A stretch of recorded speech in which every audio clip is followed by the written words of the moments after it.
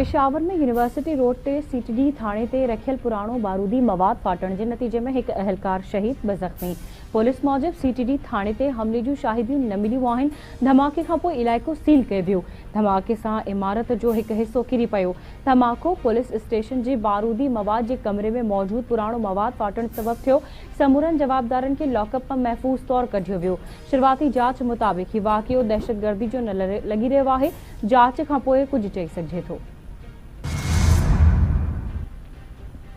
वज़ीर आज़म शहबाज शरीफ जो सहाफ़त जी आज़ादी के तहफ़ुज़ ऐं महफूज़ माहौल के फराहम वारी अज़म जो इरादो। सहाफ़ियुनि ख़िलाफ़ ॾोहनि जे ख़ात्मे जे आलमी ॾिहाड़े ते पैगाम में वज़ीर आज़म जो अॼु जो ॾींहुं असांखे इन हक़ीक़त जी यादि ॾियारे थो त आज़ाद, बाख़बर ऐं ज़िम्मेवार सहाफ़त कंहिं बि जमहूरी मुआशरे जो बुनियाद आहे।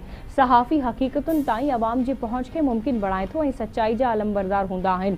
फ़र्ज़नि जी अदायगी दौरान सहाफ़ियुनि ते तशद्दुद, धमकी या इंतकाम ते ॿधल ॾोह हक़ीक़त में इज़हार जी आज़ादीअ ते हमलो आहिनि।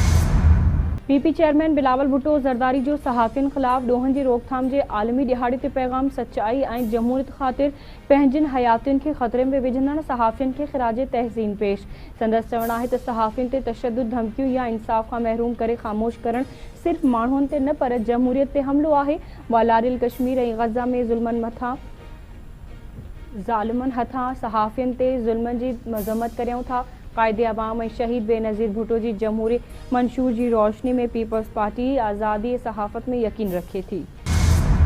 पाकिस्तान अफ़गान तालिबान जे तर्जुमान जे गुमराह कंदड़ बयान खे रद्द करे छॾियो। अफ़गान सरज़मीन ते मौजूद दहशतगर्दनि जो गिरफ़्तारी जो मुतालबो। अफ़गान धुर जी दावा त पाकिस्तान फ़ौरी तौर ते तहवील जी आछ कई। इतलात ऐं नशरियात वारी वज़ारत मुताबिक़ इस्तंबुल ॻाल्हियुनि बाबति हक़ीक़तनि खे अफ़गान तालिबान जे तर्जुमान टोड़े मरोड़े पेश कयो। पाकिस्तान जो मौक़िफ़ वाज़े ऐं मुस्तक़िल रिकॉर्ड ते मौजूद आहे। पाकिस्तान ख़िलाफ़ ग़लत बयानियूं क़ाबिल क़बूल न आहे।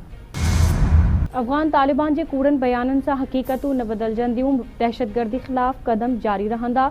पाकिस्तानी क़ौम सियासी ऐं अस्करी क़यादत मुकमल हम आहंगी सां क़ौमी सलामती जे मामलनि ते मुतहद आहे। दिफ़ाई वज़ीर ख़्वाजा आसिफ जो सोशल मीडिया ते बयान। संदसि चवणु आहे त केपी जो अवाम अफ़गान तालिबान जी सरपरस्ती में जारी भारतीय प्रॉक्सीज़ जी दहशतगर्दनि खां वाक़िफ़ आहे।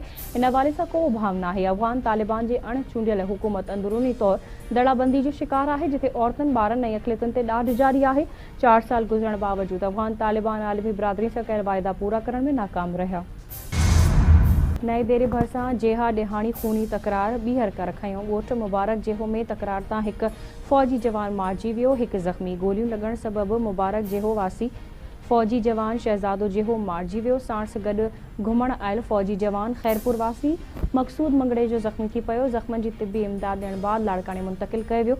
धुरियुनि में छिकताण तेज़ इलाइक़े में ॾहकाओ पकड़ियल जेहा ॾिहाणी खूनी तकरार तां मारिजी वियलनि जो अंग 25 थी वियो आहे।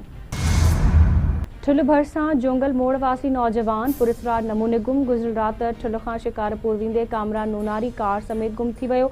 मोबाइल नंबर बि बंदि। वारिस परेशान। वारसनि जो चवणु आहे त काफ़ी ॻोल्हा बावजूद नौजवान जो ॾस पतो न पइजी सघियो। ॻोल्हा में मदद कई वञे। चीनी सदर जो मसनूई ज़हानत जी निगरानी जो आलमी इदारो क़ाइमु करण ते ज़ोर। चीनी सदर Xi Jinping Asia Pacific economic corporation जे अॻुवाणनि जे इजलास में नुमायां किरदारु अदा कंदे AI जी निगरानी लाइ हिकु आलमी इदारो क़ाइमु करण जी तजवीज़ पेश कई, जंहिं ज़रिए चीन पाण खे वापार जे मैदान में अमरीका जे मुतबादिल तौर पेश करे रहियो आहे। ईसाइन जे क़त्ले आम जो इल्ज़ाम। अमरीकी सदर डोनाल्ड ट्रंप जो नाइजीरिया में फ़ौजी कार्रवाई लाइ तयारी जो हुकुम। ट्रंप जो चवणु आहे त अमरीका नाइजीरिया खे मिलंदड़ समूरी इमदाद ऐं सहकार बिना देर बंदि कंदो। पाकिस्तान रखण अफ्रीका ख़िलाफ़ T20 सीरीज़ आख़िरी मैच में कामयाबी मारण खां पोइ 3 मैचेस वारी सीरीज़ बि पंहिंजे नां करे वरिती। लाहौर जे क़ज़ाफ़ी स्टेडियम में खेॾियल मैच में पाकिस्तान रखण अफ्रीका खे T20 मैच में 4 विकेटुनि तां शिकस्त ॾिनी। क़ौमी टीम 140 रन्सुनि जो टारगेट 6 विकेटुनि जे नुक़सान ते 19 ओवर में हासिल कयो। 68 रन्सुनि जी शानदार इनिंग्स खेॾण ते Babar Azam player of the match करार। All rounder Fahim Ashraf player of the series करार।